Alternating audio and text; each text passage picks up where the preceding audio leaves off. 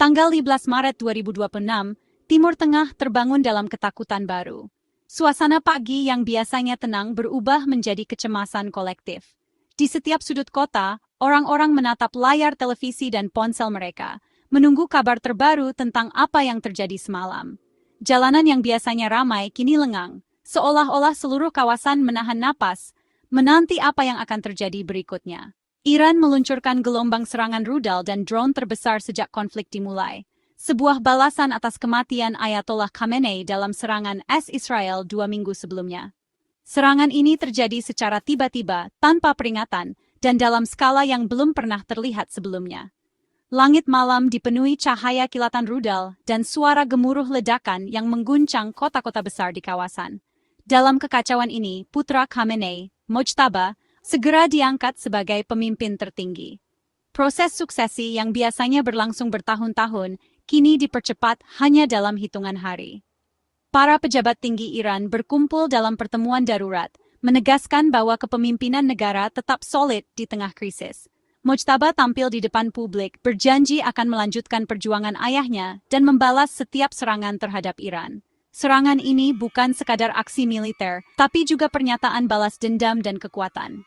Rakyat Iran turun ke jalan, meneriakkan slogan-slogan anti-Amerika dan anti-Israel.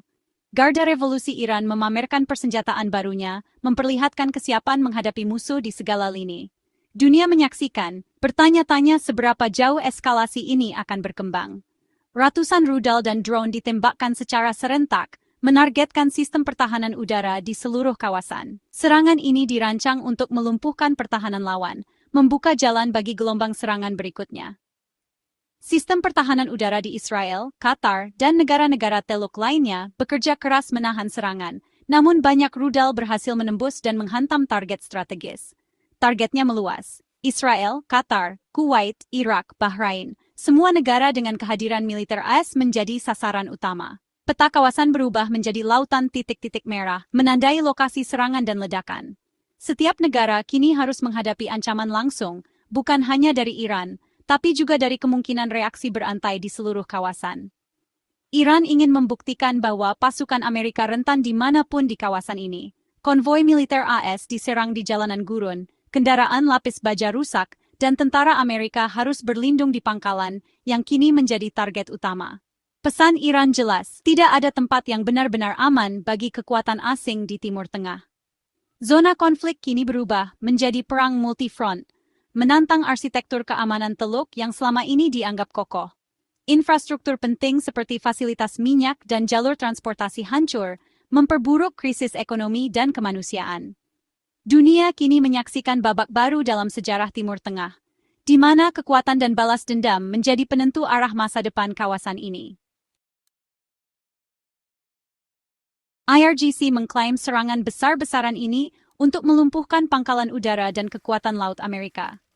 Target utama, Al-Udeid di Qatar, Camp Arif Jan dan Ali Al-Salam di Kuwait, Harir di Irak, dan Armada Kelima AS di Bahrain. Serangan ke markas Armada Kelima adalah pesan langsung, bahkan Angkatan Laut AS tidak kebal dari jangkauan Iran. Iran juga ingin menekan negara-negara Teluk agar mempertimbangkan ulang kemitraan mereka dengan AS. Strategi ini bertujuan mengisolasi Amerika dan menebar ketakutan di antara sekutu-sekutunya. Di Israel, sistem pertahanan udara seperti Iron Dome dan Arrow kembali menjadi garis pertahanan utama. Malam itu, langit dipenuhi cahaya dari rudal pencegat yang melesat untuk menghentikan serangan yang datang bertubi-tubi. Berkat kecanggihan teknologi ini, sebagian besar ancaman berhasil digagalkan sebelum mencapai target. Namun, tekanan serangan yang terus-menerus mulai terasa. Stok interceptor yang terbatas mulai menipis, membuat para personel militer Israel harus menghitung setiap peluncuran dengan cermat. Kekhawatiran pun muncul. Jika serangan berlanjut, apakah pertahanan bisa bertahan? Di Arab Saudi, sistem pertahanan juga diuji. Rudal yang mengarah ke pangkalan udara Pangeran Sultan dan drone yang menarget fasilitas minyak berhasil dicegat. Namun insiden ini menyoroti betapa rentannya infrastruktur vital negara tersebut terhadap serangan modern. Kuwait pun tak luput. Serangan drone menghantam 2 pangkalan udara dan 1 bandara internasional, menyebabkan kerusakan dan kepanikan. Respon cepat dari tim darurat mencegah korban lebih banyak, tapi rasa aman masyarakat terguncang. Di Qatar, meski semua serangan berhasil dicegat oleh sistem pertahanan, ledakan di langit Doha tetap memicu kepanikan massal. Warga berlarian mencari perlindungan, dan sirene meraung sepanjang malam. UEA menghadapi puluhan rudal dan drone. Walau sebagian besar berhasil dicegat, puing-puing yang jatuh menyebabkan kebakaran di Fujairah, memperlihatkan risiko sekunder dari serangan udara. Bahrain dan Oman juga menjadi sasaran. Serangan ini menandakan bahwa tidak ada negara di kawasan Teluk yang benar-benar aman dari ancaman, bahkan negara yang selama ini dianggap relatif tenang. Malam itu, seluruh kawasan Teluk berada dalam siaga penuh. Jalanan sepi, patroli militer berjaga, dan warga berbondong-bondong menuju tempat perlindungan. Ketegangan terasa di setiap sudut kota. Konflik ini kini benar-benar menyentuh semua lapisan masyarakat. Dari keluarga di ruang tamu yang menonton berita, hingga para pekerja migran di tempat perlindungan, semua merasakan dampaknya.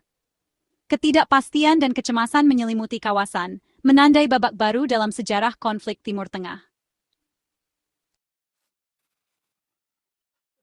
Korban sipil terus bertambah di seluruh kawasan.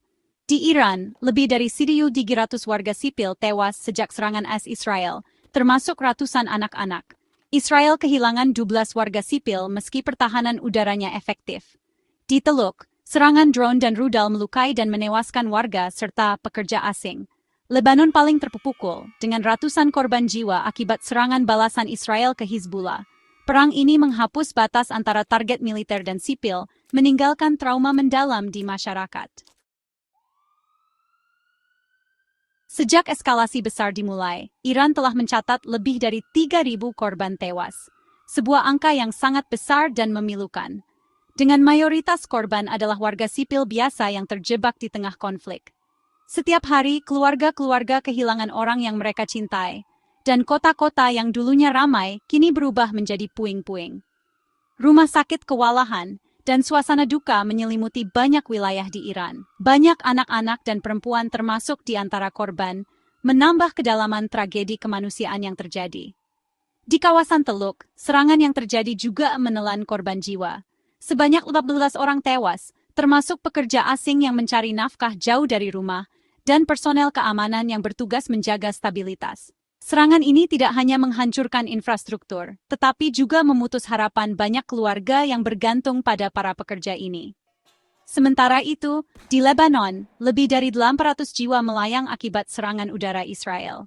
Banyak di antara korban adalah anak-anak yang kehilangan masa depan mereka, serta keluarga-keluarga yang kini hidup dalam ketakutan dan duka mendalam. Bangunan-bangunan hancur dan komunitas-komunitas tercerai-berai menambah penderitaan yang sudah berat. Serangan di laut dan operasi militer sekutu juga memperpanjang daftar korban.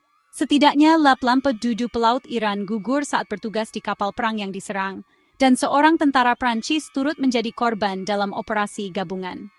Upacara pemakaman militer menjadi pemandangan yang semakin sering terjadi, menandai kehilangan besar di kalangan angkatan bersenjata.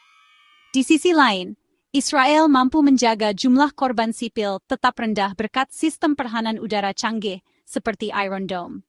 Warga sipil berlindung di tempat perlindungan, dan banyak serangan berhasil digagalkan sebelum mencapai sasaran. Namun, ketegangan dan rasa takut tetap terasa di setiap sudut kota. Data korban ini memperlihatkan ketimpangan besar dalam kemampuan bertahan dan perlindungan di kawasan.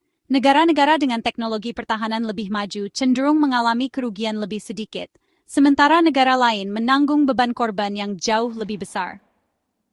Perang ini benar-benar asimetris. Satu pihak menebar kehancuran dengan kekuatan militer besar, sementara pihak lain berjuang bertahan di bawah hujan api. Setiap statistik korban adalah kisah manusia yang hilang, dan setiap kota yang hancur adalah pengingat betapa mahalnya harga sebuah konflik yang terus meluas. Konflik ini jadi ajang unjuk gigi teknologi drone dan rudal.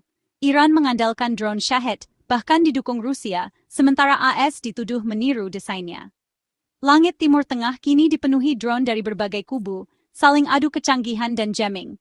Namun pertahanan udara mulai kewalahan. Israel dan AS mengakui stok interceptor menipis dan biaya pertahanan membengkak. Menembak jatuh satu drone bisa menelan jutaan dolar, sementara produksinya murah. Ketidakseimbangan ini menguntungkan penyerang dan menekan pertahanan sekutu AS. Serangan Iran langsung mengguncang pasar energi global. Penutupan sementara Selat Hormuz dan kerusakan di Fujairah serta Duqm mengganggu aliran minyak dunia. Harga minyak melonjak ke level tertinggi, memicu inflasi global dan kekhawatiran rantai pasok. Tarif asuransi kapal naik tajam, banyak pelayaran menghindari Teluk. Persepsi Teluk sebagai pusat energi aman kini hancur. Dampak ekonomi konflik ini akan terasa jauh melampaui kawasan. Respons resmi negara-negara terlibat penuh ketegangan dan kebingungan. AS tetap bungkam, namun posisi keras Presiden Trump membuka kemungkinan balasan besar. Presiden Iran menawarkan nada damai, meminta maaf ke negara tetangga, dan memerintahkan sikap defensif. Namun IRGC bersumpah akan terus membalas dan memburu Netanyahu. Negara-negara Teluk mengecam Iran dan menegaskan hak membela diri. Retorika perang dan diplomasi berjalan beriringan, menciptakan ketidakpastian. Kawasan menahan napas, menunggu apa kata-kata akan berubah menjadi aksi. Serangan 15 Maret mengubah peta keamanan Timur Tengah selamanya. Iran membuktikan mampu menyerang multi-front, memaksa negara-negara Teluk meninjau ulang ketergantungan pada AS. Ketergantungan global pada energi kawasan kini jadi risiko nyata. Lonjakan harga minyak dan kerusakan infrastruktur menunjukkan dampak langsung ke ekonomi dunia. Jalan ke depan penuh ketidakpastian, antara eskalasi atau diplomasi. Masyarakat hidup dalam ketakutan, impian damai makin jauh. Pilihan hari-hari mendatang akan menentukan sejarah kawasan dan dunia.